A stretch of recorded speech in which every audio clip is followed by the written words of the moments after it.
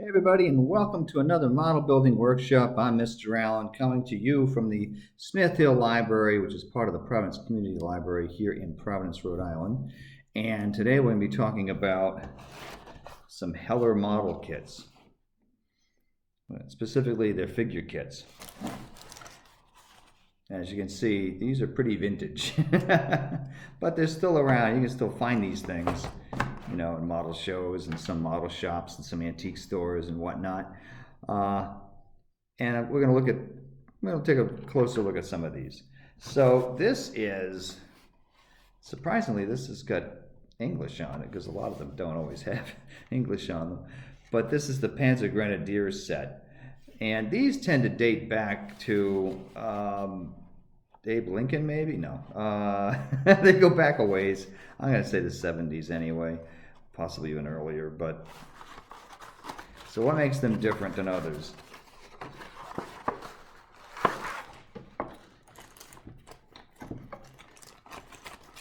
So obviously they're a French model company, so most of the instructions are going to be in French. There's going to be some English on the reverse side, along with, I'm thinking that looks German, yeah. So here's their blow up of the instructions.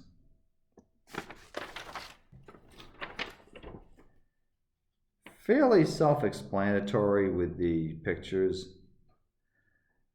One thing I find somewhat annoying is the paint by number thing, which we've talked about in other videos, where they just give you a number code for,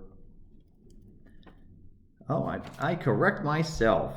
It does give you the numbers for the paint in like Heller Humbrol, or maybe it was just Heller paint at the time back then. But there is a chart here that does give you the conversions and puts a name to what the paint color is. Thank goodness, because a lot of the times they just give you a number and you have to go cross-reference it somewhere and figure out, all right, what color is that? Granted, you've got a pretty decent illustration here. It lets you know basically what the painting should look like. So let's see if they have those colors repeated in English on the back. Yes, they do. Although even that's somewhat odd, because you got to figure out, all right, vermilion. Okay, medium green, white, aluminum black, deep green, dark reddish brown, skin tone, olive, royal blue, and a varnish. Okay. They also give you a address to write for parts and other issues that you might have with the kit, but I mean, this is a long time ago. I don't know if that's going to be valid anymore. So let's have a quick peek.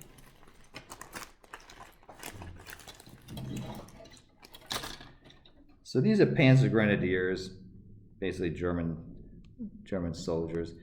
Now, one thing that makes them a little more difficult than others is you have to put the two sides of the torso together, and the head is separate, and then the hat is separate. So it's a little more work to these kits. The detail is, I mean, it's pretty good for the time, but by today's standards, these are quite inferior to some of the kits that are coming out now. These are not up to like Tamiya standards or Dragon, Mini Art, Masterbox, ICM. Of course, I know those companies are going through some issues right now because of the war in Ukraine, but anyway, those kits are definitely way better detailed than these. But these are still fun to do. And I'm using them here at the library with kids, although I have to have kids that are old enough to be able to handle the extra part count, because putting the two torso halves together and then the head separately can frustrate a lot of kids. So you have to have a kid that's old enough or skilled enough to be able to handle a set like this one. And I often find one or two that can do it. This one is even more challenging because the hand is a separate piece here. Yeah, and the other one's here with a grenade in it. So this has got even more extra parts. And you got the butt for the MP40 over here separately. Oftentimes I would tell a kid, you don't really have to worry about that if you don't want to, because that could be, frustrating to say the least. One thing that's nice is they come with stands, which tends to be something that kids are looking for when they put these together, if you're doing it with kids. Although even if you're not, you might want a stand to position them, because it'd be hard to work with them otherwise unless you're mounting them onto a board or a scene, or like a diorama. And there's the officer, which I think is one of the selling points of this kit, because that guy's kind of cool. Anyway, so that's what that looks like. So that's that one. What I like about Heller, is this thing sealed? Well, yeah, that is still sealed. I may have to get something to open that up with. But we'll just explain it quickly. I think this is fun because they make a lot of the French soldiers, and there aren't many French soldiers out there. Granted, Tamiya and Dragon have put them out in more recent years, which is nice. But for a long time, this was about all you were going to get, was whatever Heller put out, along with their handful of tanks that they did. And that was pretty much it for decades. So this is as it says, Groupe de Combat in France, Infantry 4445, the 2nd DB.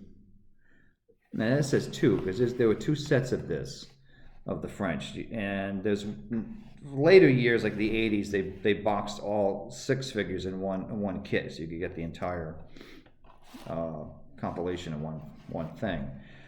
They also made diorama sets of French soldiers too. And I think we can talk about some of, yeah, here's the other one here on the side of the box. So there's the other part of that kit.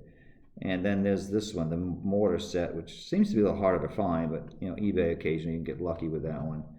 And there's some other German machine gun troops here. So this set here and this one were boxed together later. So this is a French machine gun crew. And this is the Free French Army.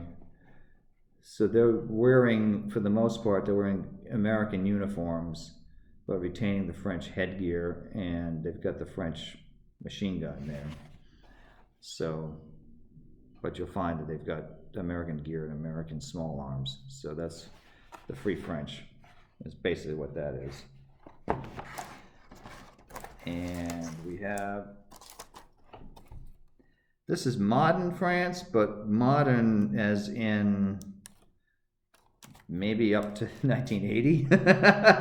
So this is a time period that I'm not really familiar with so much, so this is an anti-tank team, and this came about in the 70s, this kit. And this is one of those, when you go to a hobby show and you get a stack of these things, I got a good deal on this, because I'm using it here at the library. I don't know if I need to open that French one, but we'll look at this one. Anyway, so these are French soldiers from the 70s. And same thing, they got the German and English on the back. They got a painting guide. They got the bazooka and then the loader. So, but these are things you run into when you buy things at a show, is you're going to get something that's already been started, and we're missing a figure. So, not that that's necessarily relevant to this video, but anyway, so you get the set of guys here like that, and we're missing the commander, which, okay, but we got the bazooka team, which is really what a kid's going to be interested in. I'll put that back in a second. And we have another one here, which is the combat group, Infantry Contemporaire. So again, this is 70s, maybe 80s, hard to know. You've got a different set of equipment there. Yeah, the more modern machine gun that came along. Radio team, as I drop everything. So it's kind of interesting. Kit there. So these are things you're just not going to find this stuff anywhere else. You know what I mean? No one else is going to build the French from that time period other than Heller. So that makes it kind of interesting. And You can find good references. Militaria magazine covers all of this stuff, and they, you know, they do have these guides that they put out, which we've talked about many times in these videos. This is World War II Soldiers, 3945, which I use this book religiously when I'm working with figures of World War II, because this is, you know, fantastic for detail. And, you know, here's the French here in 1940. Though technically not what that kit is. But let me find, as we start getting into, sorry, I mean to drag this out. I'm trying to move through the years here. Okay, we're into the 44 period now. All right, here is, well, actually it's 42. There's the Vichy French. That's after the surrender.